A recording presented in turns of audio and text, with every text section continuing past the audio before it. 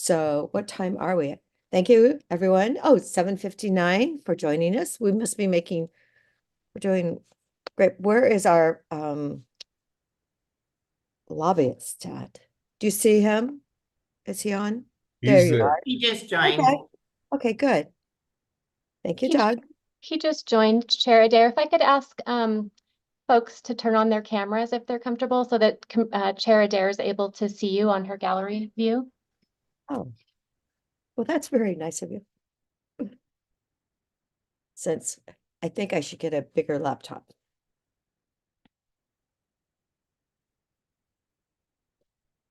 All right. Well, it's now 8 a.m. We should really start on time.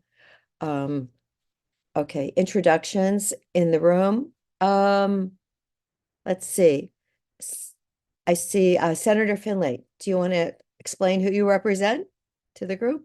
Well, good morning. Thank you, Commissioner. Senator Lynn Finley represents Senate District 30, which is in northern Deschutes, southern Jefferson, Olive Crook, and then everything else southwest of there, southeast of there. Harney, Lake, Malheur, Baker, Grant counties. So thank you. How many counties is that? Is that 9? I think there's 9. Yeah. Okay, that's why I'd love to go back to the rule where one county, one senator, like our government in DC. That would be that I would think really that would be help. cool. Yeah, well, it would give the balance to the legislature instead of one person, one vote. Yes, do we have any other representatives? Oh, Senator Linthicum, I see you. Hey, good morning. Thank you for joining us, and tell us the area where you represent.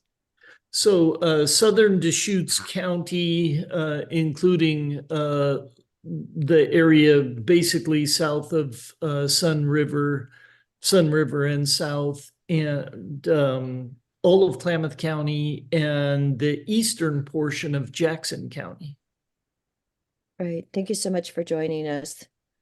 Do we see are there any other representatives, senators on the line at this moment? Jen, are we expecting anyone else? I don't see anyone Not at at this this moment. We did send them the agenda, which has them joining a little bit later in the call. And I know that Representative Levy is not is probably not able to join. She's going to try, but she's out of town for some personal reasons. Okay, so Emerson Levy won't probably not.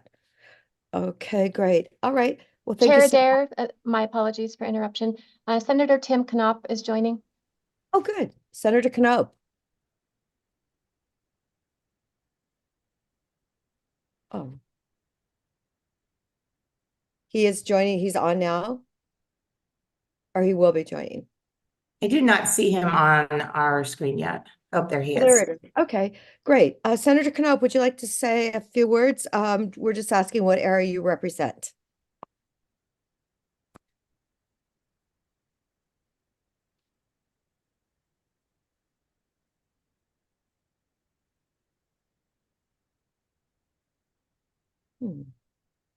He may not have heard you there, Commissioner. Oh, Senator Knopp. Well, he's trying to connect to audio. Now he's connected. Senator Knopp, just would like to welcome you. And if you wanted to say, let us know what area you actually represent.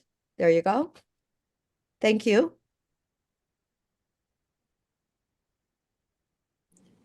Thank you, Commissioner. Good with you all.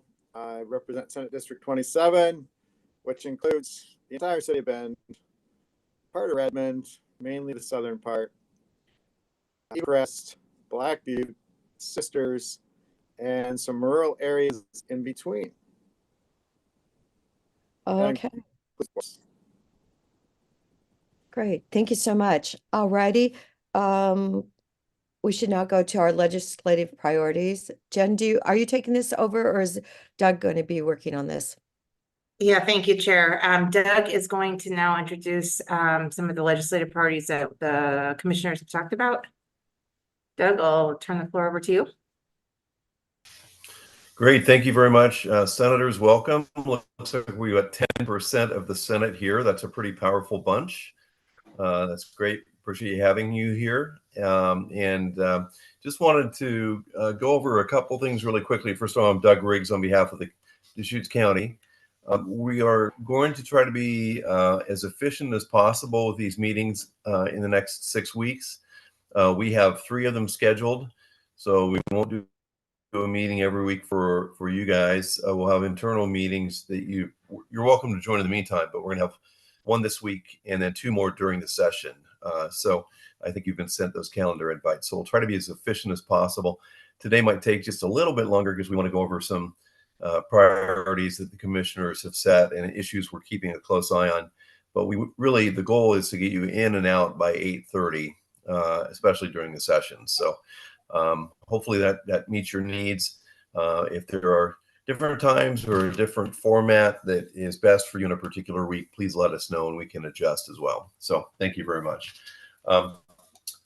I will say as you well know, there's an awful lot on the agenda for the short session. Many issues in many different areas. And so we've tried to focus on just a handful of issues, which you see in the agenda that was sent to you. And I'll just go through a few really quickly. And then afterwards, if you have any questions, feel free to ask them. And then we can also have our department heads answer questions. So the first item on our agenda is community corrections. As you know, there's been a decrease in the population from DOC, and as a result, the per capita rate that goes to counties has decreased. The challenge for counties is that the acuity level has increased dramatically, and so what most counties are facing is a choice of which services to fund and which services to cut. And in Deschutes County's case, we've as of December frozen 5 FTE. Services have been impacted in substance abuse treatment, cognitive behavioral treatment, and 100% cut on our community service crew funding. So those are obviously cuts to the program that make a big difference for individuals in our county. So as a collective, the counties are asking for a $16 million kind of bridge funding financial request to get us through the second part of the biennium. The counties are working with DOC and with other interests to come back in 2025 with the restructuring of the program and some suggestions for updates. So the bridge funding would be designed to take the counties through the end of this biennium with minimal cuts, minimal staffing cuts, minimal impacts on programs. So that's the first request, and probably one that you'll hear a lot from us on. So maybe I'll just stop and take any quick questions per item if that works. Oh, Doug, do you mind? I just noticed Representative Reske just joined us. Representative Reske, do you just want to tell us what your area is besides part of Deschutes County? Thank you, Commissioner Dare. And as far as my district is concerned, the geography of it. Okay, yeah. So it's southern Deschutes County and eastern Deschutes County. It goes around the right side, I would say, of Bend and gets the Bend Municipal Airport all the way up to Crook County. But it includes Deschutes River Woods, Sun River, Lapine, down to the Klamath County line. And then I have all the northern Klamath County and the eastern side of Klamath County. So it goes around the east side, and the south side of Klamath Falls does not include that. So it's a real pretty rural area with no major metropolitan area in it. I mean, I think Lapine is vying for the largest municipality in my district. Great, thank you so much. And a representative for Vicki Breeze Iverson is on our call too somewhere. I don't see Callista at this moment, but when we'll recognize her in a bit. So sorry, Doug, do you want to go ahead?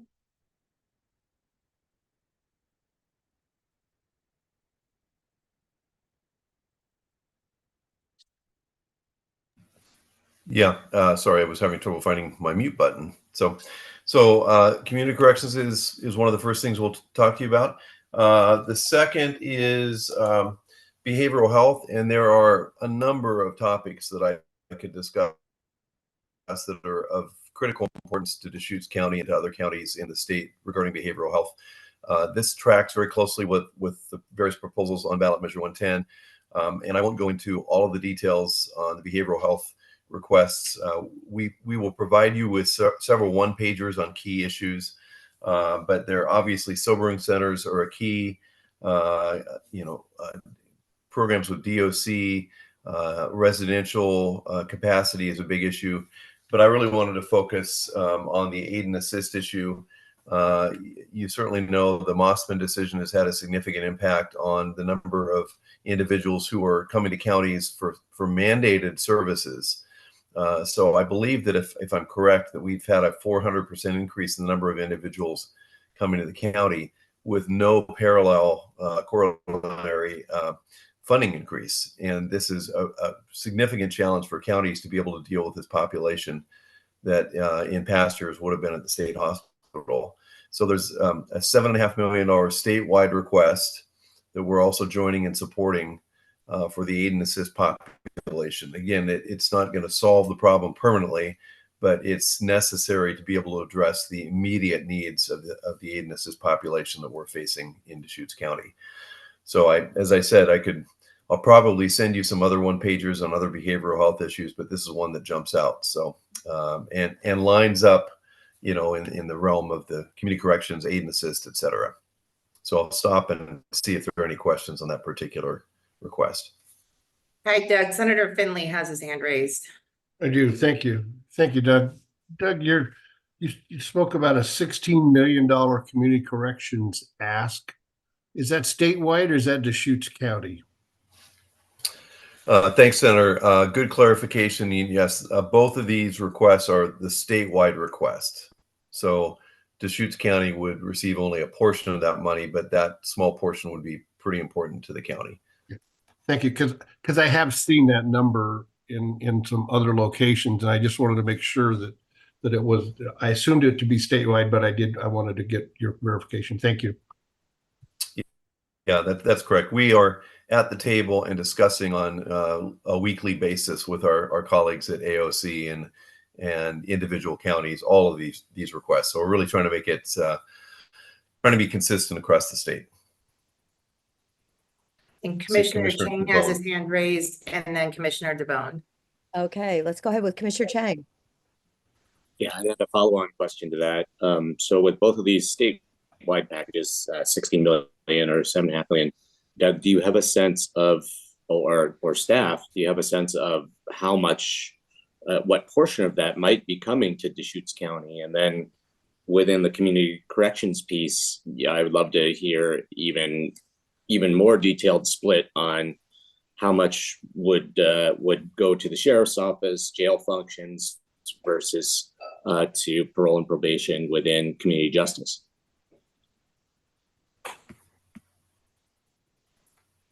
Yeah, Commissioner, those are excellent questions, and I think I'd rely on a DV maybe to jump in and help us with the answer to some of those specific issues, and we can certainly put that down on paper from a Deschutes County perspective.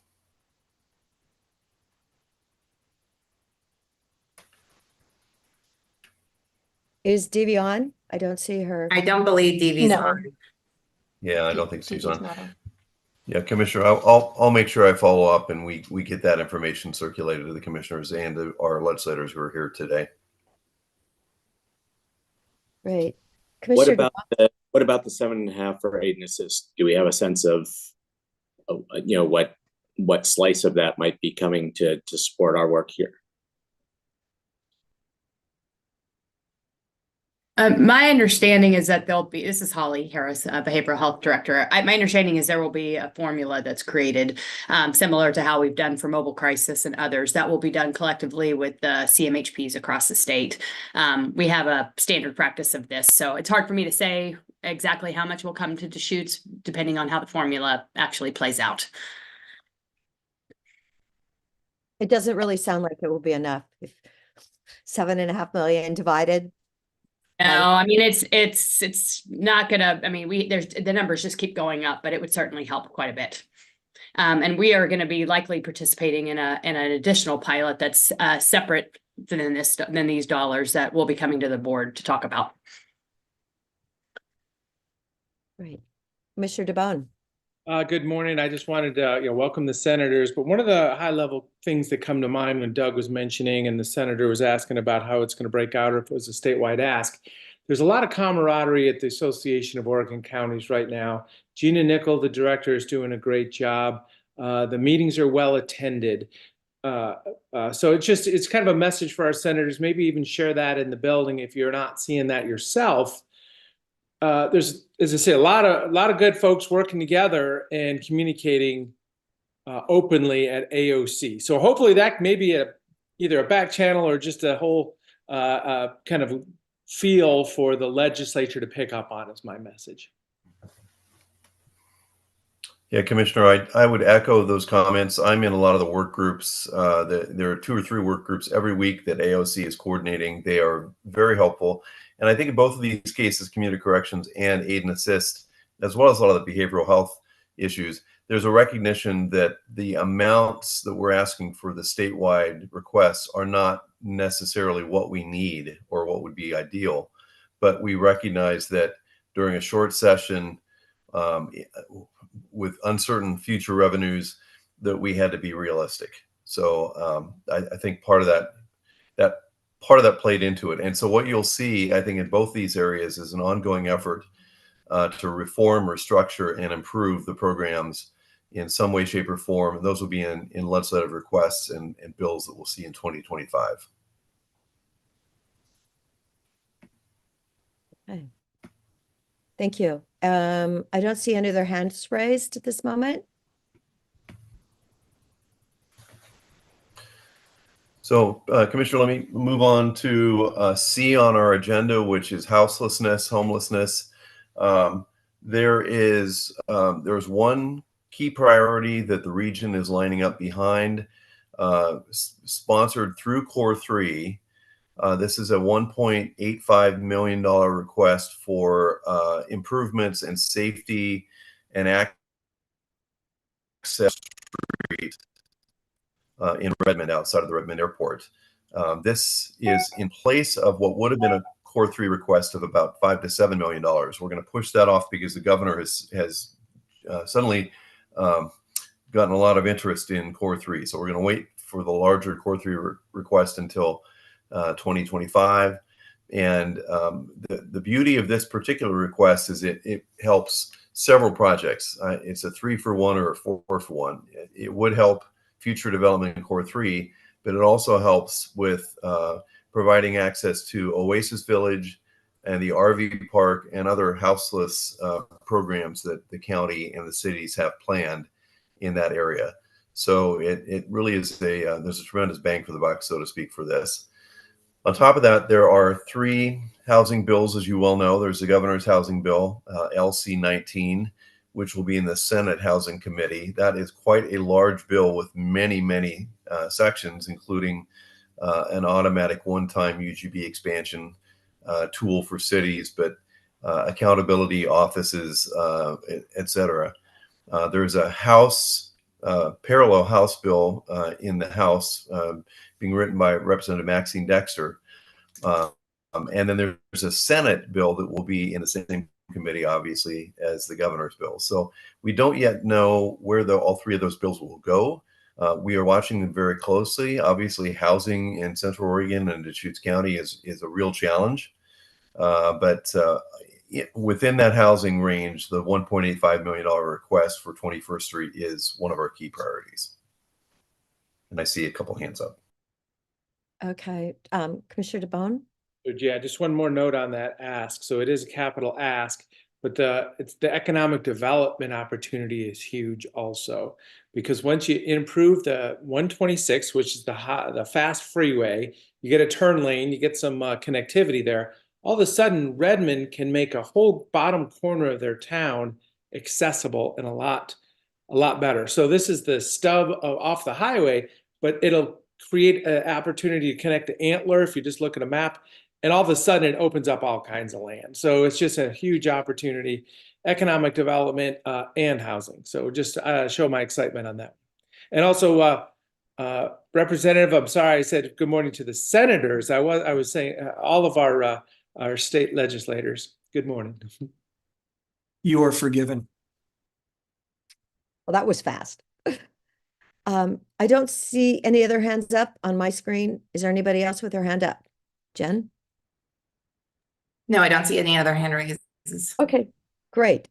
All right, so Great. Well, we're halfway through. I've just got a couple more, and these are easy issues. So the next one is ballot measure 110, and I don't need to tell all of our guests and legislators here how big an issue this is going to be. This is probably going to occupy an awful lot of the time and attention during the session. As you well know, there are competing proposals.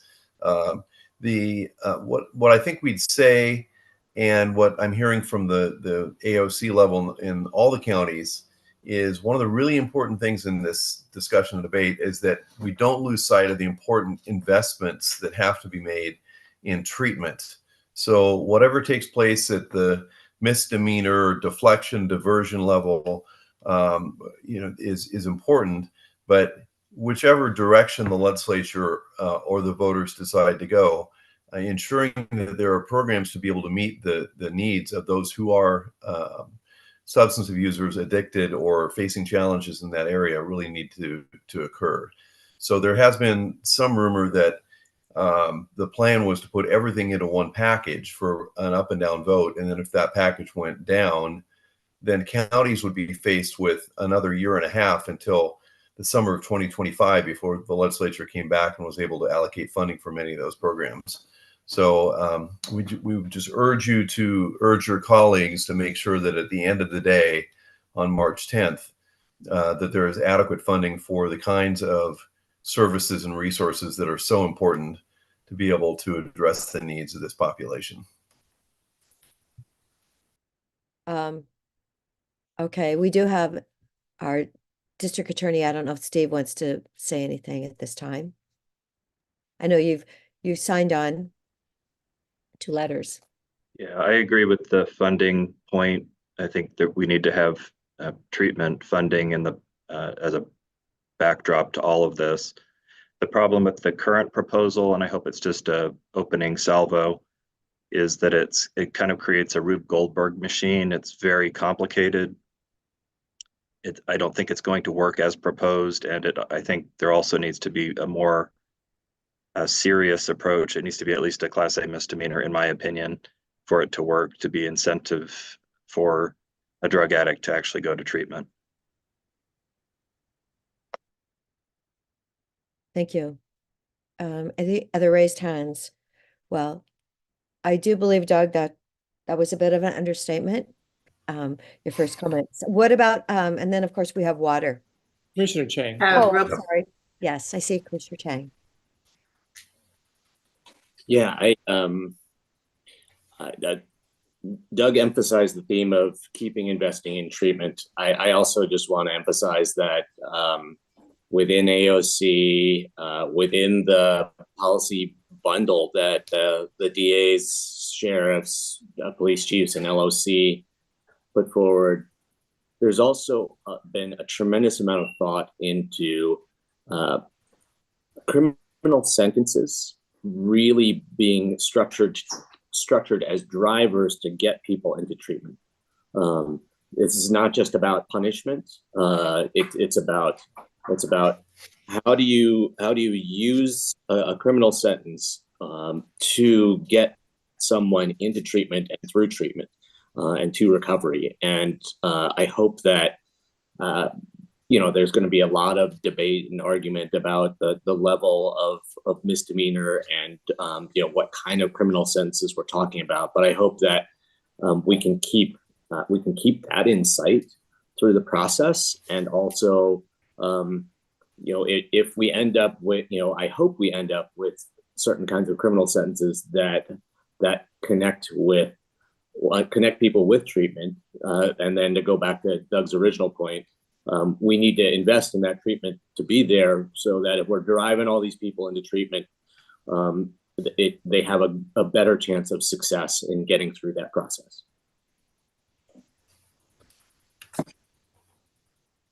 Doug? Yeah, thanks. Much more to come on this issue, and I'm sure you've seen the letter from the commissioners on the larger policy issues as well. So we'll make sure we're going to put all this in a packet and send it to you in case you've misplaced it. You'll have it all in one place. Water issues. So obviously there's an awful lot going on with water, both the groundwater rulemaking at the Water Resources Department has stirred up quite a bit of controversy.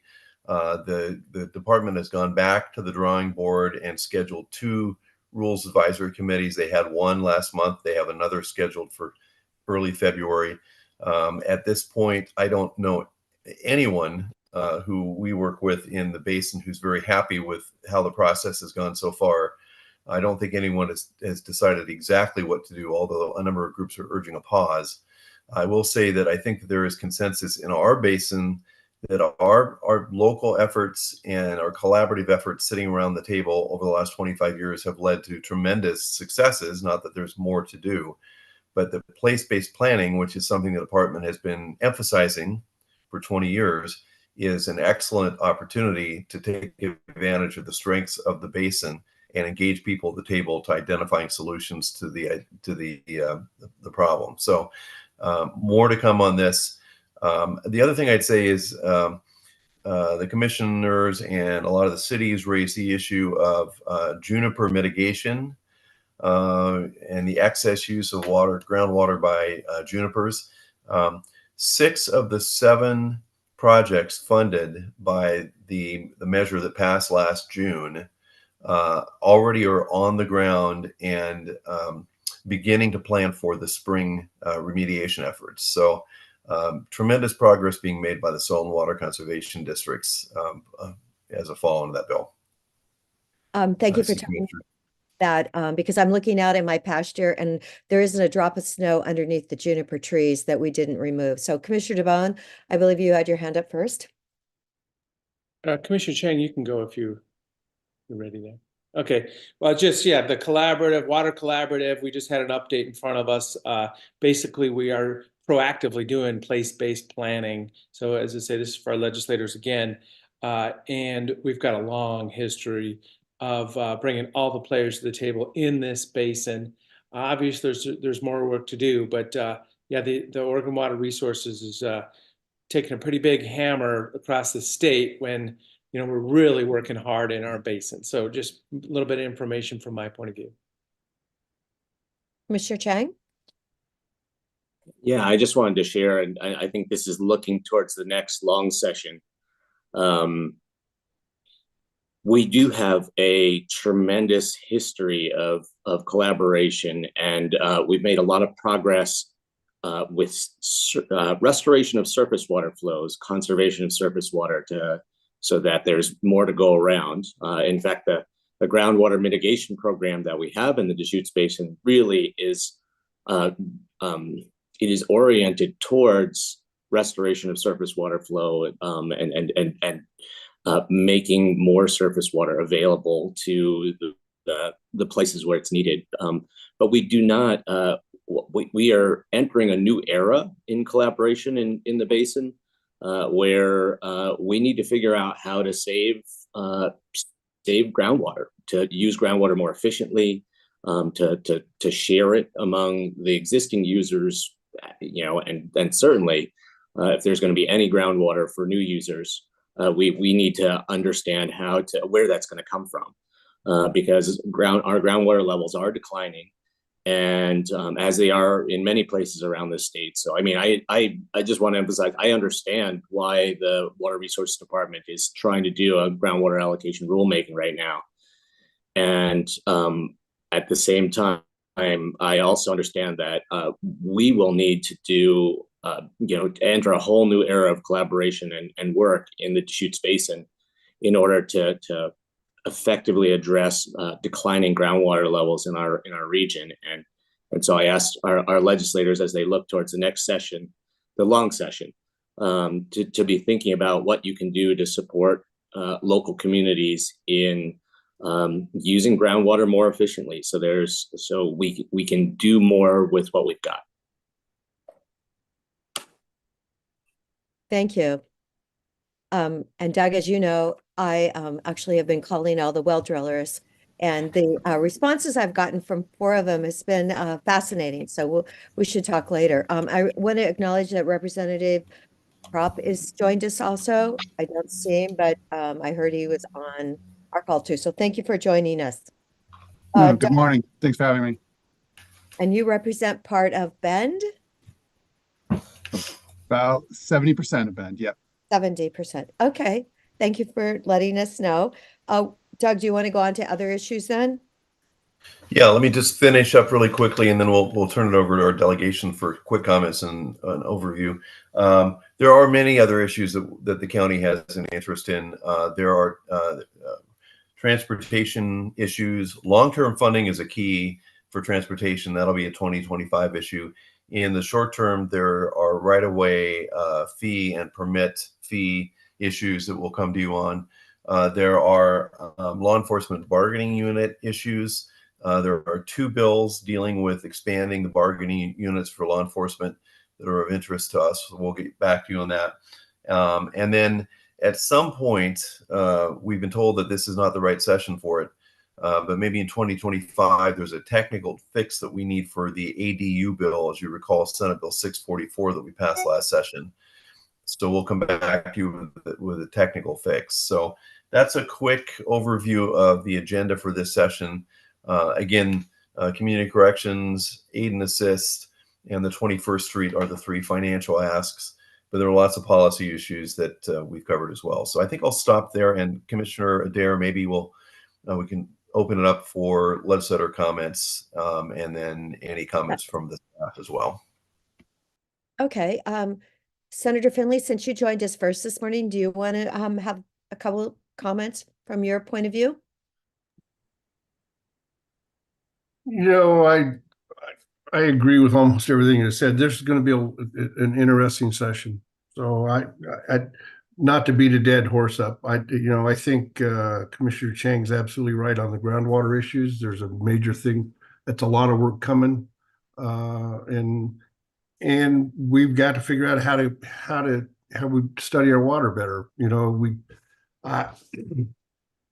This session, I think, is just to set up the table for the next session. We're going to continue to kick the can down the road, but we also got to figure out when we stop kicking the can, when we start dealing with it. Groundwater is a major issue. I don't know how many wells in Deschutes County have had issues. I know it's a bunch. We keep running out of water. We can't find enough well drillers to deal with it. So, and just one. Actually, only one of our well drillers is really booked out for Really? months. Yes. Yes, you can get your well drilled by Robert Buckner in March. I talked to Mathers. They're actually not busy. They're 2 weeks out or something like that, and Aiken too. So I did call all the well drillers and personally talked to almost Abbas. They're the ones that were booked out the most. So Cool. that was fascinating calling them. Yes, I have I'll write you an email on it. Please do. Yeah. Okay, Senator Lithicum, you were on second, I believe. I could just say that Senator Finley, you're correct. In just the last 2 or 3 years, hundreds of wells in Deschutes County have gone dry. Senator Lithicum, are you still with us? Okay, well, we know what's happened in Klamath Falls with their water issues. So definitely kicking the can isn't working. Senator Knopp, would you like to add anything from this morning? Thank you. It's great to be with you, commissioners and staff. Really appreciate working with you and your lobby team, and looking forward to the 24th session. And I think the big issues are going to be homelessness and housing affordability and the housing package, along with Measure 110. Look forward to trying to resolve those issues this session, because they both are emergencies. And we will certainly work on your top 3 projects. I was having trouble staying connected, so I didn't turn my video on because that seemed to be a problem.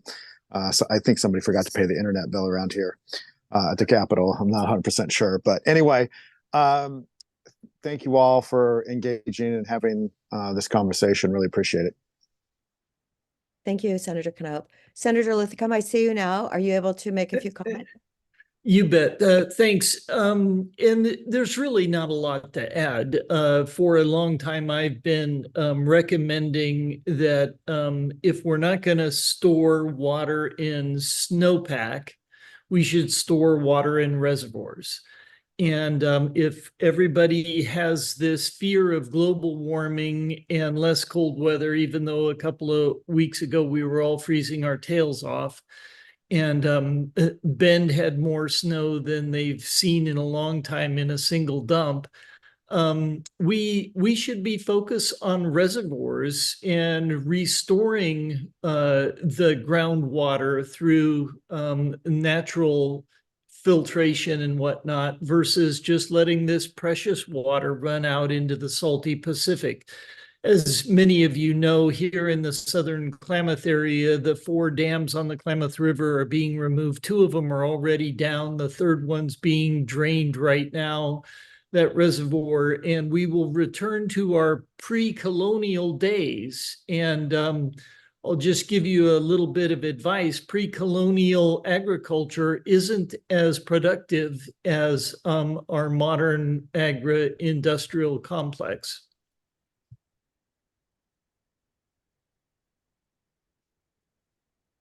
Thank you. Are you finished? Are you frozen now, Senator? Okay. Thank you for those comments. Senator Reske? Excuse me, Representative Reske. Thank you, Commissioner. Yeah, don't demote me. So thank you. I appreciate that. I'll just go on to the next person because I think what's been said is probably very accurate, and I don't have anything more enlightening to add at this point. So we'll just keep the meeting moving. Okay, Representative Kropp, would you like to add some comments from what you've heard? Sure. No, good morning, everybody. Sorry for being a little bit late. No, I appreciate folks getting together today and help us as we get ready for legislative session. I think I just missed a discussion about the addiction framework rollout, and I'm happy to take any questions on that. So we rolled that out on Tuesday. I co-chair that committee and serve on that with Senator Knopp as well.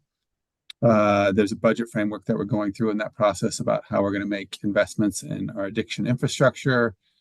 There is a list of shovel-ready projects throughout the state that we're trying to evaluate. There are 2 requests from Deschutes County on that list, one from the county and one from Best Care. It would be helpful to get a little more briefing from staff on that. I know they've been connecting with Speaker's office and the Senate President's office on that. So thank you for the work that they've been doing on that piece. Happy to take any questions if folks have questions on the initial framework rollout.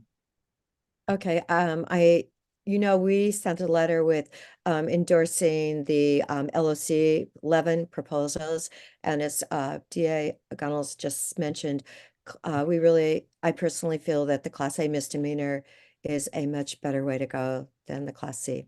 So No, I appreciate that, Commissioner Adair. What we've tried to blend together is the things that we've heard from both law enforcement, from behavioral health folks. So what we heard from law enforcement uniformly, I met with local law enforcement. We heard this multiple law enforcement in public hearings. They said, we want a tool to intervene when we see something on the streets.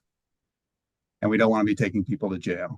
And the behavioral health folks told us every time we make a connection between a person in crisis and treatment, there's a value to that. So that's what we've tried to blend together.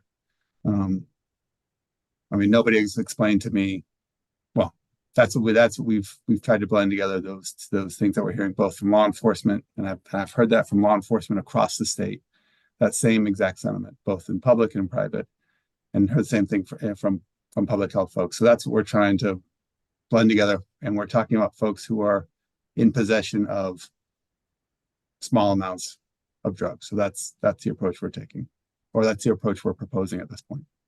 but it takes a very small amount for someone to die from fentanyl now. That's why we're making changes to our drug delivery law, so law enforcement and our DA's offices have the tools they need to prosecute drug dealers, like the tools that I had when I was a prosecutor just a few years ago. Okay. Commissioner DeBonne? So Association of Oregon Counties, we're really kind of working well together right now, and I mentioned this earlier in this meeting, but yeah, I mean, please balance that with the other 120 elected officials referring to us as county commissioners and a position we might take. Just letting you know, there's a lot of engagement right now in that world. I put in the note here, we'll have an open house on February 5th at their AOC building in Salem. But as I say, communicate with Gina and Nicola on that and understand the positions of the kind of the counties proper, please. Yeah, Commissioner, I appreciate that. I mean, we've spent, this is the only committee that's been meeting this robustly outside of session. We've heard from stakeholders and folks from across the state, law enforcement from all four corners of the state, people who work in addiction services in all four corners of the state. We have AOC who's been highly engaged, and LOC has been highly engaged in our process and in our meetings. So I appreciate how engaged the counties has been on this.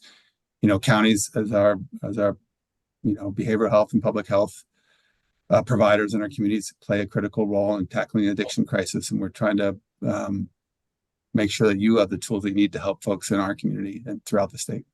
So yeah, as I say, from my point of view, sheriffs, district attorneys, and elected county commissioners may be asking for a little bit more here, and so that I'm just kind of acknowledging that. If we're asking for a little bit more and there's justification, why not? I question, how does this logic happen? So, and I know this is a legislative process, just letting you know. Well, and I'm sorry, Commissioner, I'm not sure I understand your question. Class A misdemeanor, as I say, sheriffs, district attorneys, commissioners. LOC. Yeah.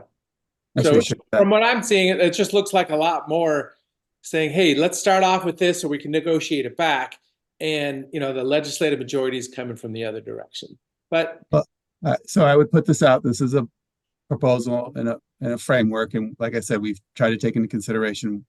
I mean, the thing that I'm hearing from law enforcement, we don't want to put people in jail who are struggling with addiction. We want to get them connected with treatment. So that's the approach we're taking. There is still a Class A misdemeanor for people who have a little bit more than a small amount of drugs on them. So we're not changing that framework. We're talking about increasing funding for our specialty courts. We had to shut down, not we, the Deschutes County Circuit Court shut down their drug court program. We're trying to make sure some stuff like that doesn't happen anymore. We're trying to make sure that we preserve and enhance funding for our addiction services throughout the state. We're looking at projects that can come online, that have been proposed in Deschutes County, so we can fund those. So we have a long-term vision and commitment to what addiction services can look like in the state, so that we can provide help for those folks who are struggling.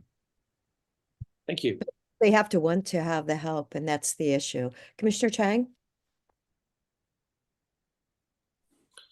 Hi there, Representative Krupp. I want to thank you and your committee for all of the intensive work you've been doing over the last few months on this issue, and to craft this package. When Doug was reviewing the Measure 110 legislative situation with us earlier, what I said basically was it is an extremely complicated thing to both create drivers and supports to get people to and through treatment. And I can see in the package that you've developed, that your committee has developed, that a whole lot of legislators have put a whole lot of careful thought into that, and I wanted to say I appreciate that. And I think that people on both sides of the issue may be unsatisfied with this package, but to me it seems like it is at least a significant improvement on Measure 110 as it is being implemented right now. No, I appreciate that, and we tried to get the framework out there, before session, so that we could continue to solicit feedback from folks on this, and so that we can be, it's a short session, so we can be ready on day one for public hearing and public testimony. So that's the approach we're taking. Like, here's our process, here's what we're proposing, and we're in the process of soliciting feedback. That's why I'm here today, and that's why I asked for questions and feedback. I believe I testified on it, like 2 months ago, perhaps. Yep, I remember that, Commissioner. Thank you for being there. Yes, Janice Garceau. Yeah, hi, I'm Janice Garceau. I'm Director of Health Services. Just speaking from the treatment provider lens, I think, and thinking in terms of the kinds of negotiations that I think happen with this complex legislation, the worry that we would have from a treatment lane is that if we increase the penalty without increasing resources, then we end up with people who have the long-term consequences of more serious charges, which really complicates their recovery. So I totally get the Class A versus Class C sort of discussion and why that's important. And what I would wish for from the sidelines is that if we end up leaning in the direction of more serious penalties, we match that with dollars to provide adequate treatment and pathways out of addiction. So it's kind of a both and moment, and the commitment on both ends is really critical. And again, these are political decisions. We don't get to vote on those directly, but we definitely see the consequences of trying to help people stay in recovery when they have serious charges on their record. It's tough. So we hope to see commitment to both seriously incentivizing people and seriously resourcing a system that has been under-resourced for decades. Thanks. Yeah, and Janice, that point's well taken. And I can only speak for the 3 years that I've served, right? We've made significant sort of catch-up investments in 21, right? I mean, you saw that in your department. Right. Reimbursements rates, trying to stabilize your workforce. I think this is a continuation of that long-term commitment. You're going to see funding for shovel-ready projects. You're going to see funding for MAT. You're going to see funding for MAT in jails, right? We're one of the few counties doing that, and we see success for people who start medication in jail before they get released. I feel like what I've heard is we're not going to arrest our way out of this. We're not going to treat our way out of this, right? We're just never going to be able to, if we don't. And I think it's telling that we started this entire process with a presentation about prevention. And you're going to see an intervention, you're going to see investment in prevention and youth prevention, right? So if we can stop folks from getting into crisis, that's going to be the most effective way to do it. And honestly, it plays into a lot of the other work that we're doing. The housing package, right, plays a role in addiction prevention and recovery. In that housing package, you're going to see an allotment of dollars for recovery housing, right? That's so folks who have a clean and sober place to live. So we're trying to take a holistic view. People want to talk about what level of crime should a small amount of drugs be. I get that. I'm happy to have that conversation. The package we're putting together is much, much larger than just that piece. Well, we're super appreciative of all the work that's been done and the collaboration that's happening. So thanks. Right. Thanks, Janice. Thank you so much. Yes. At this point in time, is there any, Callista, did you want to say anything for Representative Breeze Iverson?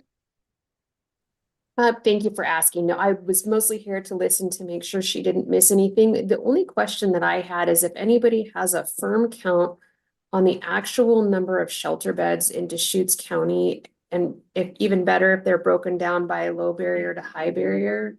I've seen some websites that have that information, but they're missing key ones like Bethlehem Inn. And I tried to call when it was very cold last week, and they had beds open, and I'm not sure where to send people to look for open beds in Deschutes County if there's not one spot that kind of grabs all that information. We can probably get that to you, Callista. I can talk to Chris Ogren about that. And then also, if you want to know what beds are available, the 211 number in the state, somebody who needs a bed can actually call that number, because I did call it a week ago and check on things. So, but I'll work on that. I wrote myself a note, and I'll try and get you all that breakdown for the county. Yeah, I'm just trying to firm up a few things in like Redmond with the Bethlehem Inn. I was told they had people there. People that live there say nobody's there, Patty. So just send another text message this morning. Are you really taking people at the Bethlehem Inn in Redmond? So it's always challenging. Are there any other, any department heads that would like to say something at this time? I don't see any raised. Peter, what do you think about the fix to the ADU bill? Honestly, we learned that anybody that wants to do an ADU in Deschutes County is going to have to put in a septic system, and those run about 40,000. So that is going to put another cost on top when building is so expensive at this moment in time. I don't know if we in short session deal with that. What do you think, Doug? Well, the problem that we're facing, Commissioner, is that that would require a statutory change, and the bill, the deadline for submitting bill drafts was September. So so that the problem is the issue came up in November and early December, and so the advice of the chair of the committee was that it would be unlikely that there'd be a bill available for us to amend in the short session. So we're still pursuing that. We're keeping an eye on the bills. Once the bill tracker list comes out, we'll keep an eye on all those bills. If there's an opportunity there, we'll take advantage of it. But we need to make sure that whatever fix we have is ready for the September of 2024 bill deadline, LC request deadline. Yeah, and I would just add, this is Peter Gutowski, Community Development Director. The statutory fix that's, I think, referenced in the agenda has to do with the fact that Senate Bill 391 and its relationship ultimately with Senate Bill 80 to remedying the wildfire maps that are forthcoming. We've confirmed this with the Department of Land Conservation and Development and others that without a correction, ADUs that are considered in areas that are identified for high risk for wildfire hazards, but are outside the wildland urban interface would require to be fire hardened. And the intention, as I think everyone knows, specifically with our legislators, is that the whole premise of fire hardening for residential structures is correlated with being in a high risk area and being in the wildland urban interface. So I think Doug and I have chatted, we're not confident that a statutory fix will be available in the short session, but something that hopefully can be ameliorated in the regular session, or I don't know, maybe there's a patch possibility in the short session, but I'm left not confident that that can occur. Okay. Question real quick. So fire hardening is more than the R327 building standards? So as currently, the way the law settles today, when the wildfire maps are acknowledged, if someone is considering a rural accessory dwelling unit in Deschutes County that is identified by the Department of Forestry as being in a high-risk area, but it's not in a wildland urban interface, the law requires that ADU to be fire hardened, which runs counter to the whole intention of the bill, right? Of Senate Bill 391 and the whole construct of the wildfire mapping as currently corrected by Senate Bill 80. The emphasis is for residential structures only to be subject to fire hardening when both of those circumstances occur, high risk and being within the wildland urban interface. So But it's I'm trying to get clarity about fire hardening. I mean, is that just R327 standards? yes. That was my question. Yep. Sorry, misunderstood. Yeah. Okay, thank you. Are there any closing comments? Commissioner Chang, did you want to make any? Commissioner Dare, I just have one quick issue to bring up before you go to closing comments. I just wanted to run by you. I sent all the commissioners the legislative priority blurb that's going to go in the public facing newsletter. It's looking to get published today. I did hear back from Commissioner Chang and Commissioner DeBone. Commissioner Dare, before it gets published, I just wanted to make sure there was no edits on your end on that 2-paragraph blurb. Okay. I'll send you I'll be in the office as soon as I can drive in. Great, thank you.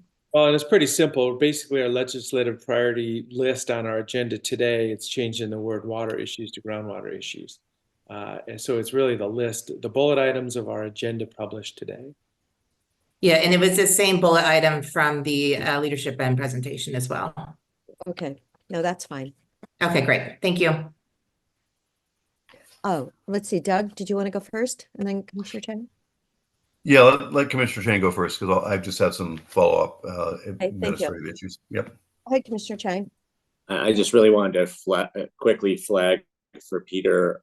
I would love to have a sense of how many properties we're talking about that are in the hazard area but outside of the WUI.